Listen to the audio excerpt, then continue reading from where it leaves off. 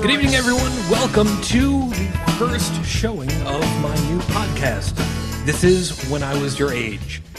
Podcast where I'm going to be talking about stuff from when I was your age back in the 80s to tell you what stuff today was like when I was a kid, or more appropriately, about your age. At this point, I don't have any background music, so those of you guys that are listening live right now, no, there is no background music. I have to build it yet, but I'm hoping here on YouTube that I've probably got it. If you'd like to follow me along here on YouTube, please, thank you very much. And if you'd like to come hit me over on YouTube, it's youtube.com/ShujinTriple, all one word. If you'd like to send me ideas as to what you'd like me to cover, please send me a message. You can send an email over to shujintriple@gmail.com, and I'll see what I can do about that. I'm going to start off with something that I was not expecting to do first. I had a whole bunch of items that were in my head to do, but I decided to go with this. This little piece of plastic is actually a sleeve. What I want to tell you guys about is something that came out back in the, well, as a matter of fact, in this particular case, this one came out in the 90s, actually about 15 years ago. So this is going back a little ways, but this is something that was really interesting. What I'm holding in my hand right now is the Handspring Visor. In this case, specifically the Visor Deluxe. For those of you that are unaware of what the Visor Deluxe is, let me explain.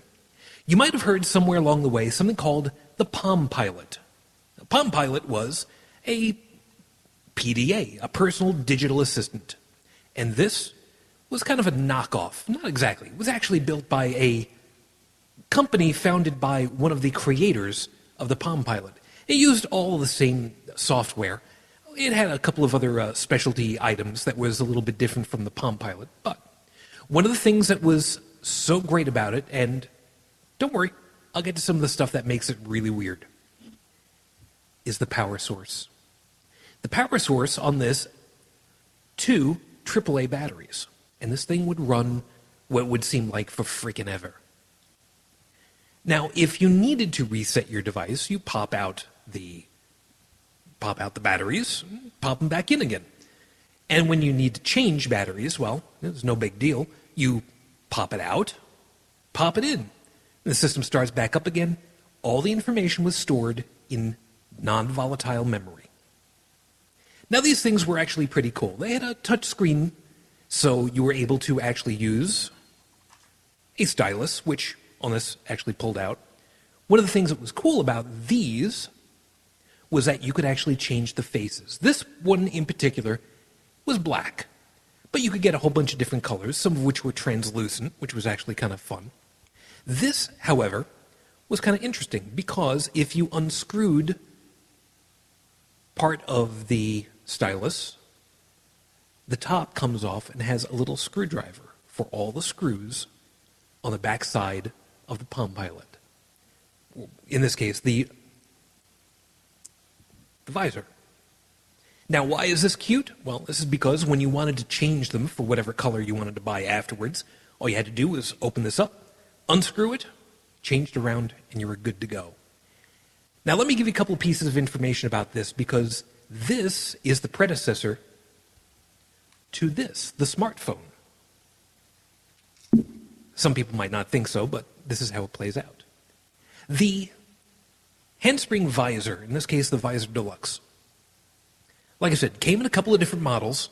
It came with 8 megabytes of data.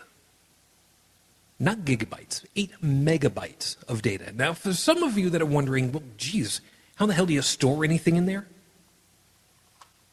Very easily, as a matter of fact. This thing had more than enough storage to handle all of your contacts. There we go. It had an address book, calculator.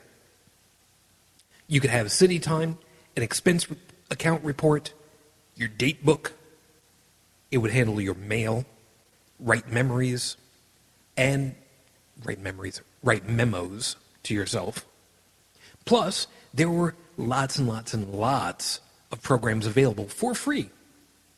Now, the thing about the visors that was really amazing was that, unlike the Palm Pilots, this had an open door on the back. Now, you could add extra memory onto these things for an additional 8 megabytes of storage, which you could offload stuff onto there. But one of the things that I thought was the best, there were a couple of add-ons for these that you could buy afterwards. One of which was a camera. A simple camera that plugged in to the front, and you just simply pointed it and looked at the screen, and you could take, depending as to which camera you got, either a black and white, grayscale, or a color image. Now, you were kind of limited on the amount of space that you had to put in there, but you still were able to take some. And, of course, if you wanted to transmit those, well, you could just swap around, take out the camera, and put in the telephone. There was a cell phone cartridge that you could put in and operate this thing as if it were a cell phone using, I forget which network system it was. And if you were done with that, pop that out, and then you could plug in an MP3 player that would operate with controls on the screen. Now, granted, you didn't have a lot of space to work stuff into, but you were still able to do it.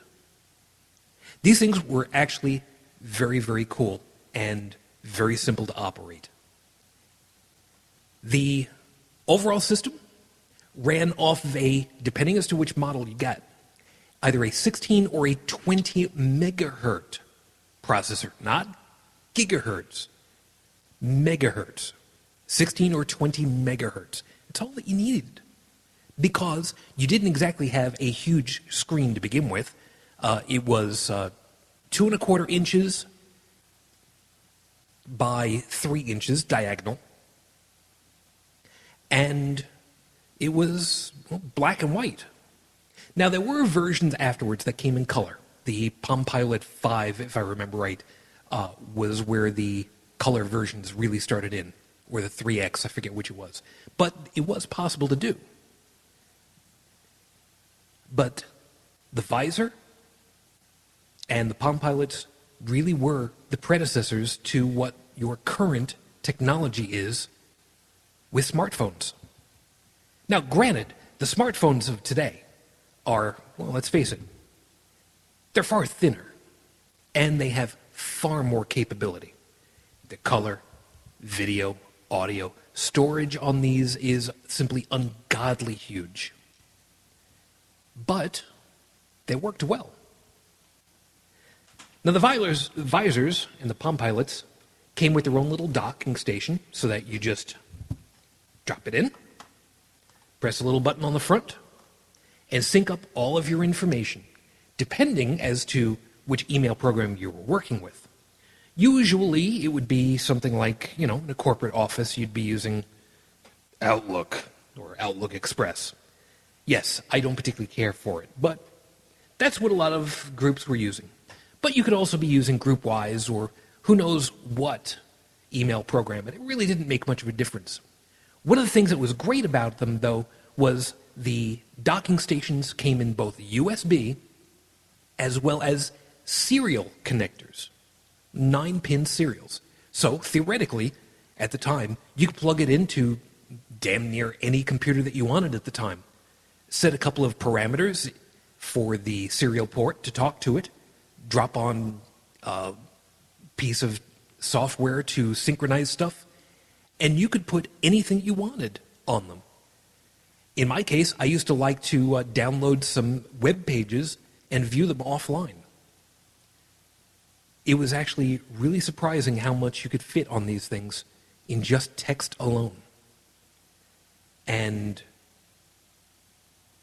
I had no idea at the time what these were going to turn into 15 years later, 10 years later even.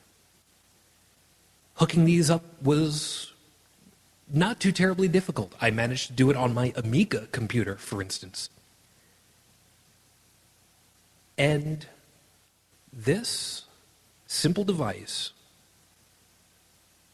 could now go for, I don't think anybody would particularly care for it.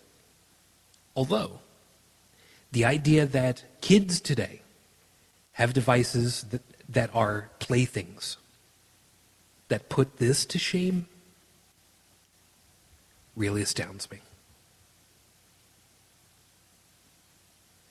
So, those of you that are wondering, what's a smartphone been like in the last 15 years?